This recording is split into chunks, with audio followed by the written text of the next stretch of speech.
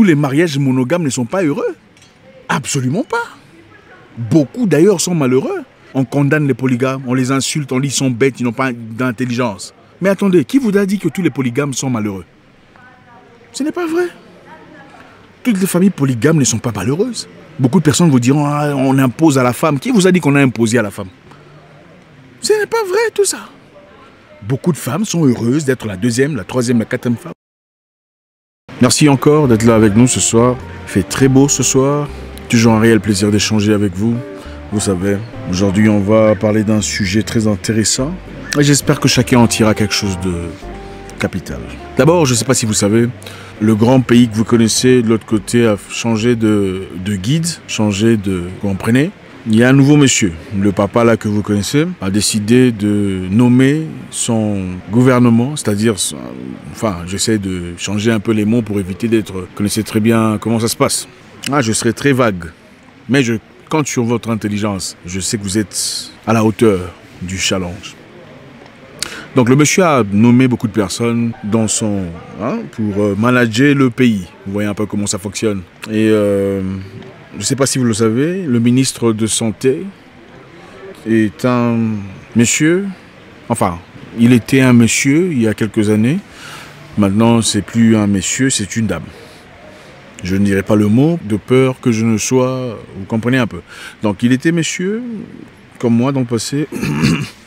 Maintenant, c'est plus un monsieur. Monsieur est devenu madame. Il assume le rôle de ministre de Santé, décidera clairement de l'avenir ou de la santé des Américains et avec le temps, progressivement, vers votre pays aussi. Parce que, bon, on va se le dire, n'est-ce pas eux qui décident ce qui se passe partout aujourd'hui? Vous pensez que ça vient d'où? Tout ce qu'on est en train de nous dire là, cette histoire vient d'où? Mon machin, ça vient d'où? Ça vient de là-bas. C'est eux qui disent comment ça se passe, à travers leur organisation mondiale de... Voilà, qui est sponsorisée par le monsieur là des ordinateurs. En tout cas, pour la grande partie. Le monsieur qui développe les ordinateurs sponsorise l'organisation mondiale de l'art, qui aujourd'hui nous impose des mesures et styles de comportement. C'est-à-dire que nous sommes, quelque part, présidés par ces personnes là-bas, qu'on le veuille ou pas, moyennant quelques millions de dollars reçus par nos gouvernements. Des gens avares qui adorent l'argent, vous savez comment ça se passe. Bref, beaucoup de personnes disent que ça n'a absolument rien à voir. Sa ligne d'intimité n'a rien à voir avec son comportement ou son cerveau. Certaines personnes le disaient. Qu'est-ce que son cerveau a à voir avec son choix de machin? Rien apparemment. Ce qui est important aujourd'hui de dire qu'on ne peut pas mondialiser le monde. On ne peut pas faire de tout le monde une unité. Chaque peuple a ses challenges, chaque peuple a ses croyances, chaque peuple a sa direction. Moi je pense qu'il est crucial aujourd'hui que les Africains reprennent leur identité dans sa vraie forme. Nous ne sommes pas contre ces personnes-là, absolument pas. Notre objectif n'est pas de nous opposer contre ces personnes qui choisissent d'être des femmes ou des femmes qui choisissent d'être des hommes. Non, c'est pas ça. C'est pas ça le projet. Le projet est qu'il faut faire respecter chaque culture et garder la culture. On ne peut pas imposer aux gens une forme de vie, prétextant que c'est la forme améliorée de la vie. Et tout celui qui veut rester tel qu'il est censé être, soit calibré d'extrémiste ou de... Ça c'est un manque de respect à la culture des gens. Moi, je pense que beaucoup d'Africains doivent se réveiller. Parce qu'on est en train de partir dans une direction complètement absurde. Je sais pas, c'est vrai qu'il y a des gens qui comprennent, mais beaucoup, malheureusement, sont un peu endormis. Et pensent que le progrès, c'est faire exactement ce qui se passe en Europe, aux États-Unis. C'est adopter un style de vie nouveau, présenté par les Amériques. Quand on adopte ce style de vie, on est à la hauteur de l'intelligence des Européens. Je me demande, j'ai une question pour vous. Quand est-ce qu'ils nous ont appris que la polygamie était satanique ? Mais l'homosexualité, le transhumanisme étaient des choix à respecter. Quand est-ce que vous avez commencé à penser que la polygamie était démoniaque? Et que voilà, homme-homme, femme-femme, homme devenu femme, femme devenue homme à travers l'opération étaient des choix qu'il fallait respecter. C'est de ça qu'on parle. C'est de ça qu'on parle. L'ivresse dans laquelle on se noie. En tout cas, beaucoup d'Africains. Ou beaucoup d'Africains qui pensent que la polygamie, en effet, est un péché incroyable. C'est fou. Attendez, comment on peut être polygame? Dans ce monde d'aujourd'hui, être polygame, c'est malade. Il y a des gens qui disent qu'ils n'arrivent pas à concevoir l'idée d'être polygame. C'est absolument absurde. On juge des familles polygames. On prêche la division dans des familles polygames. C'est vrai parce que j'ai vu dans une église où on disait à la femme, mariée à un monsieur depuis 30 ans, qu'il fallait divorcer. Elle était la deuxième femme. Il faut divorcer de ton homme pour entrer au paradis. Ou divorcer de ton homme pour finalement être accepté par Jésus. Je ne juge pas. Seulement, ces mêmes personnes disent qu'il faut respecter les choix des gens. Hein, le choix d'être transformé à travers des opérations, enfin, étant un homme, devenir une femme, ou étant une femme, devenir un homme. Ça, c'est un choix qu'il faut respecter. Mais la polygamie est inacceptable. C'est ça l'ivresse. Il faut rentrer en arrière. Il faut redevenir soi-même. Réaccepter son identité. Beaucoup d'Africains, je dois dire, excusez-moi, sont complètement perdus et embrassent des cultures qui sont complètement exogènes, pensant que c'est ça être intelligent ou avoir adopté une mise à jour à l'européenne ou à l'américaine. Il faut redevenir ce que vous êtes. Il ne faut pas accepter des bêtises sous prétexte que c'est son choix. Attendez, bon, comment on peut savoir qu'une personne est heureuse ou satisfaite du travail qu'elle a fait en changeant son histoire là, en étant un homme devenu une femme? Comment peut-on savoir qu'il est satisfait ou pas? Et vous laissez à une telle personne la responsabilité d'éduquer vos enfants. C'est dans quel monde on est en train de partir? Moi, je pense qu'il est important de revenir en arrière. Beaucoup de personnes aujourd'hui, malheureusement, ont adopté une mentalité selon laquelle parler français comme un Français ou comme un Parisien est synonyme d'intelligence. Vous le savez.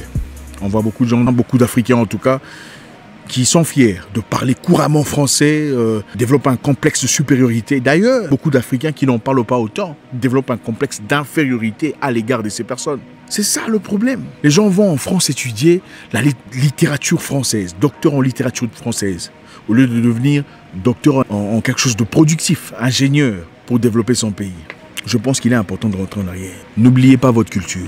Beaucoup de gens ont des photos de Jésus dans leur chambre, dans leur salon, mais ont diabolisé leur propre culture. Leur culture est taxée de sorcellerie. Leur tradition est bafouée. Mais ils ont des Jésus dans le salon. Le Jésus que vous êtes dans votre salon, qui vous a dit que c'était Jésus? Ce n'est pas Jésus. Jésus n'était pas blanc. Qui vous a dit que Jésus était blanc? On a besoin de se réveiller. Le Jésus dans la plupart des salons des gens, c'est Robert Powell.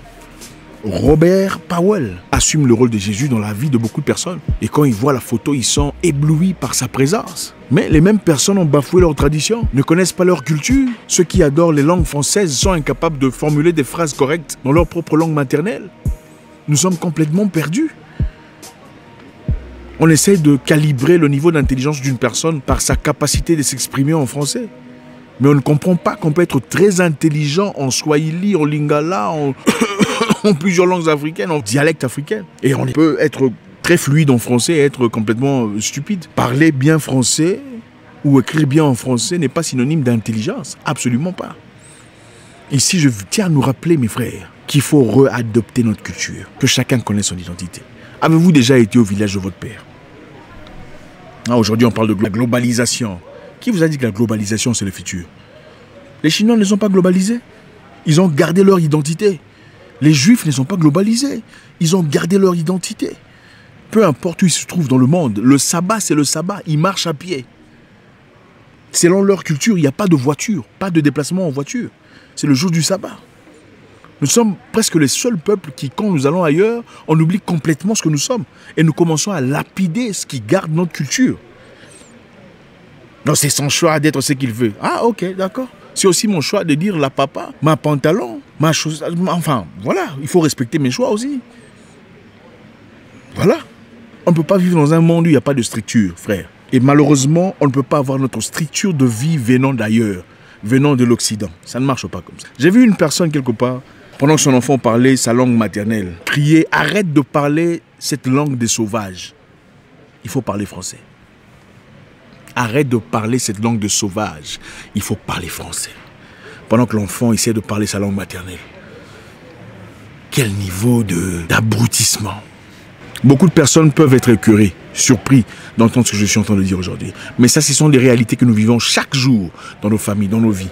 Et vous le savez. Où on impulse l'enfant, on pousse les gens à parler français, souvent français, hein, ça c'est souvent chez les francolâtres. Mieux qu'on ne parle notre langue maternelle. Et on juge toute personne qui n'a pas de capacité poussée ou impressionnant d'expression en français. On n'en fait pas autant. Par contre, quand on a les mêmes incapacités dans votre langue maternelle, je pense qu'il est essentiel de réadopter notre culture, de rentrer en arrière, revivre ce que nous sommes. Allez au village de votre père.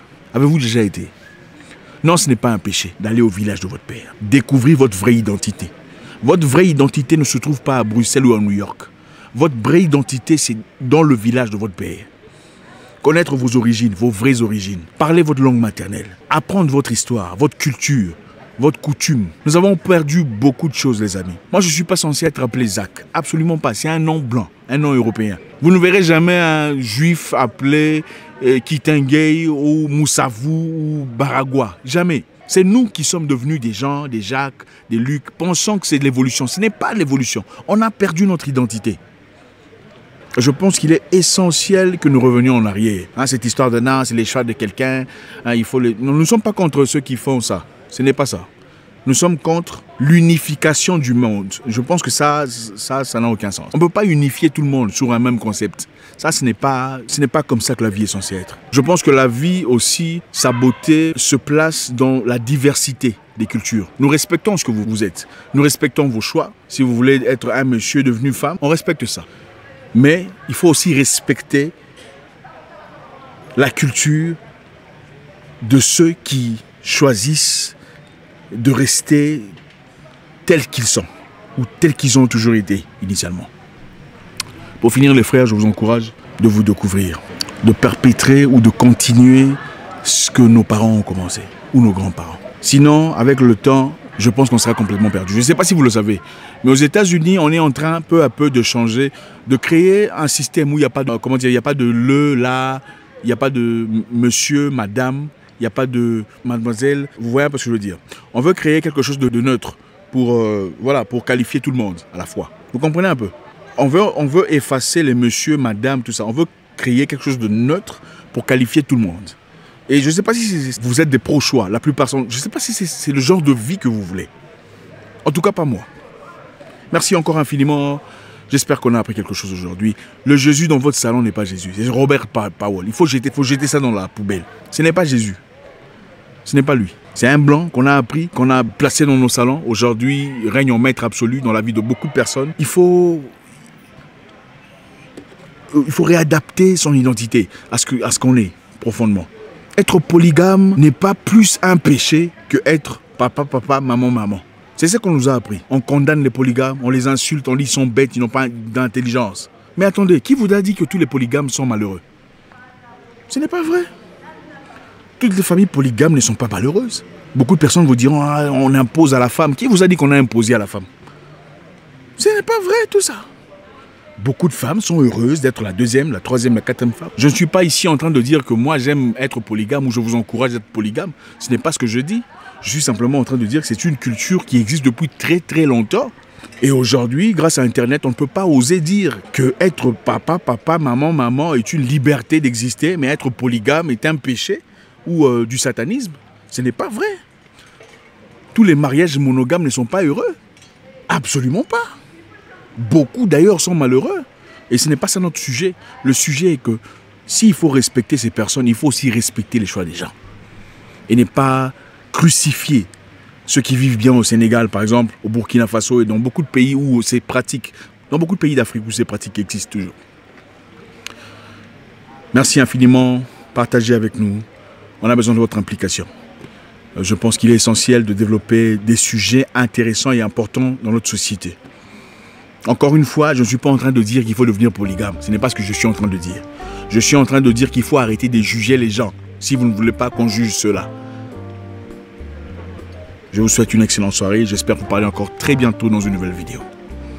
Au revoir.